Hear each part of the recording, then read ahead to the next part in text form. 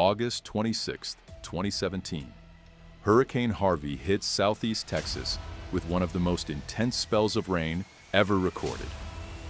Inside the pine forest apartments, the ground floor has already vanished beneath the water. Power lines are cut. It is total darkness. No way to see what's moving below. 17 people are trapped, surrounded by black water, debris, and reports of alligators swimming through the complex. There are no rescue boats coming. There are no helicopters. The only thing standing between these 17 neighbors and certain death is a 13-year-old boy named Virgil and an air mattress he just pulled off from his bedroom floor. This is Monochrome Documentaries. We bring history's overlooked heroes to center stage.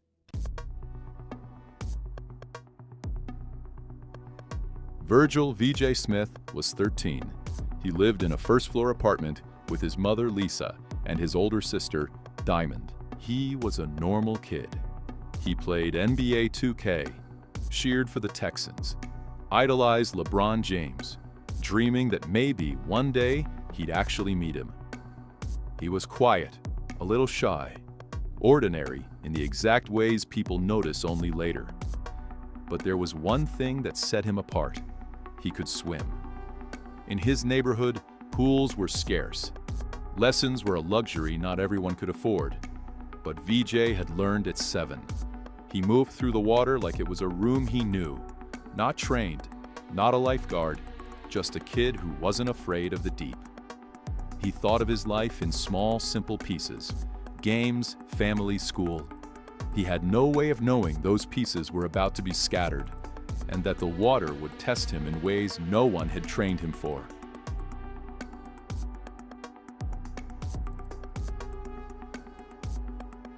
That night did not announce itself as history. It just sounded like rain, thunder, background noise to a video game. VJ was online with his friend Keshawn. Between matches, he checked the window. Water on the pavement. Nothing that scared him. Then, the sounds changed. Car alarms began screaming in the dark. Lisa opened the front door, and the storm came inside. Dark waters surged across the floor. Not a leak, not a spill, a moving wall. Within moments, it was 3 feet deep. The apartment was vanishing. Furniture shifted. Bags floated. The ground disappeared under their feet. Outside, the complex was gone. Cars were half submerged. The courtyard had become a river. The rain erased every line he knew, and the water kept climbing. 6 feet, then more. There was no power, no light, only the sound of rain hitting water, and water hitting everything else. They had to leave. They waded into it, chest deep, feeling their way forward in the blackness. The current pulled at their legs. They couldn't see what they were stepping into. 2 neighbors reached them, helping get Lisa up to a second-floor staircase. VJ took his sister's hand and guided her after. They climbed out of the soup and onto concrete. For a moment, they were not drowning, but they were not safe. Below them, the flood kept rising, and around them, the complex was alive with sound. Not thunder, voices, people calling, crying, begging. Somewhere in the dark, neighbors were trapped, and they were running out of time.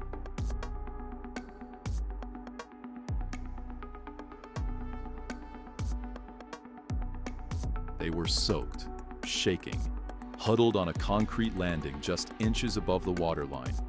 Then VJ's phone vibrated. It was Keshawn, trapped in another building, 50 yards away.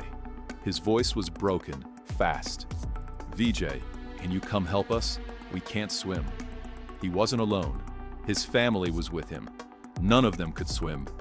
VJ didn't speak. Below the staircase, the water churned. Above, the darkness pressed in.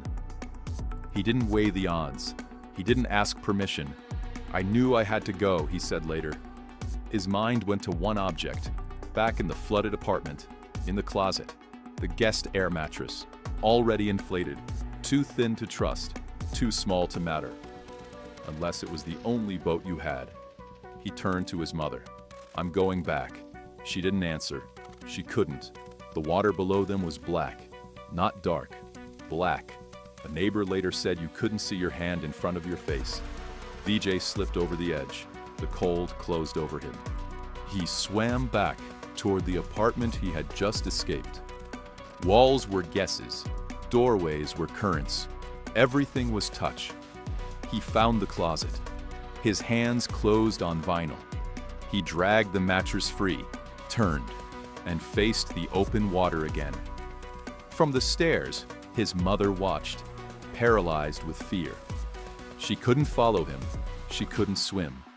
She knew that floodwater is not just water. It is what water steals. Gasoline, broken glass, sewage, animals forced out of the ground. Every step is a guess. Every kick can hook wire. Every breath carries what the storm picked up. She thought of snakes, of jagged debris, of his asthma. She closed her eyes and prayed. VJ shoved the mattress out into the black and disappeared.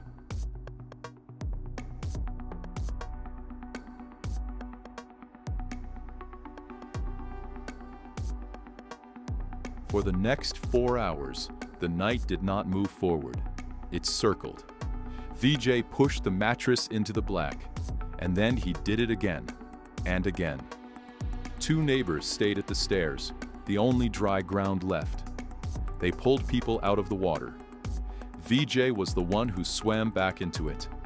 His first run was for Keyshawn, 50 yards across the courtyard, through water that hid what it carried. He shoved the mattress ahead of him, feeling it snag on submerged fences, bump against floating cars. Keyshawn came first, then his sisters, one of them just a baby, then his brother, then his mother. With each body, the mattress rode lower. The water lapped closer to their faces. VJ kicked harder, fighting the drag. They inched back. Hands reached out from the stairs. They were hauled up, shaking and alive. But the voices didn't stop. So VJ turned the mattress around and went back in. The hours dissolved into a punishing loop. Go out. Find a voice. Load the mattress. Push back.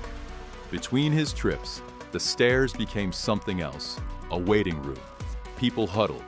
Someone prayed out loud. Someone shook so hard they couldn't speak. Lisa took off her shirt and wrapped it around a baby. She pressed hands, counted heads, pulled strangers closer when they started to drift. Every time the mattress vanished into the dark, she marked it. Every time it came back, she released breath she didn't know she was holding. Sometimes it took minutes, sometimes it took longer. Right now, it has already been more than a few minutes since she last saw him.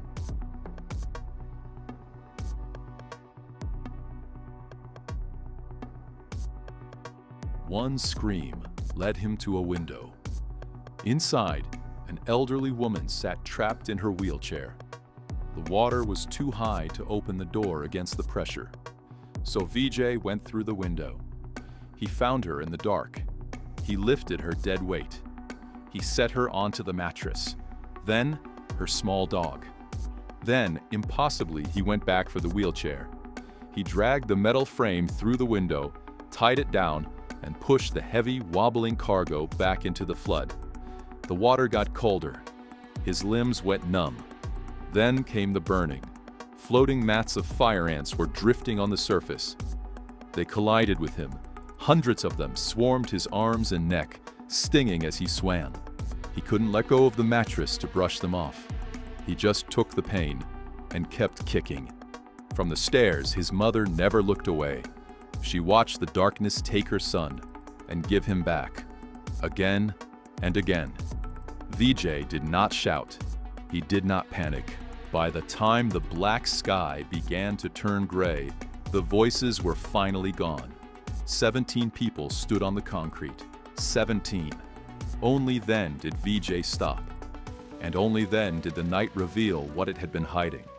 15 minutes after his last trip, a shape cut through the water, following the exact path he had swum all night. A baby alligator, silent, hunting. It glided past the stairs where VJ stood, quiet, close.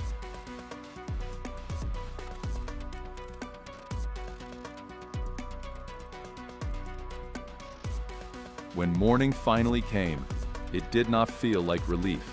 It felt like exposure. Daylight showed what the night had been hiding.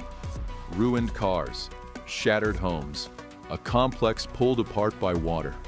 But on one second-floor landing, people were alive. They crowded into a one-bedroom apartment, 30 of them, wet, shaking, breathing. VJ was among them, curled on the floor, asleep. The boy who had gone in and out of the dark all night did not watch the sun rise. His body had finished first. When he woke, people were calling him a hero. "I don't like to see people drown," he said. "I don't like when people die." To him, that was all it was. But the story didn't just stay there. It moved. Neighbors told it. Reporters found it. Even a Desert Storm veteran who had been there spoke about the darkness that night, admitting that even he had been afraid. The boy with the air mattress became a symbol. His name spread beyond Dickinson. First came the local news, then national TV. A media group surprised him at school with a scholarship. Then, in March of 2018, he was flown to Arlington, Virginia. There, the Congressional Medal of Honor Society presented him with the Young Hero Award. Only 5 were chosen that year. A congressman spoke about the heart of a hero, about a selflessness few people possess. VJ stood there and listened, and then he went back to being VJ. He admitted the night changed him, that it made him want to keep helping people, but he never claimed to be superhuman. "I'd do it again if I had to." He was still the same quiet kid, the one who played video games, who loved his family, the one who, when the water came, didn't look for permission. He just went.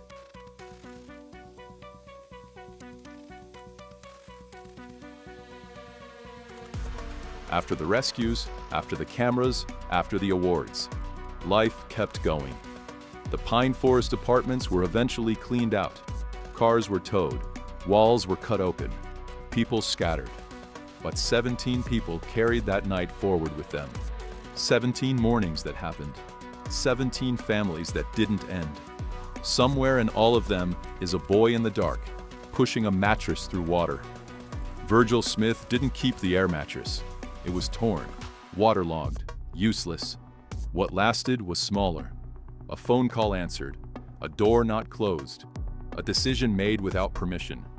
That's how it happened. That's how 17 people lived. The world saw the floods in Texas. But some acts of courage happen in the shadows, where no cameras are allowed. Inside North Korea, a father executed a plan for his prodigal son to escape. A plan so daring, it sounds like fiction. This video is the true story of how he saved his son. Thanks for watching.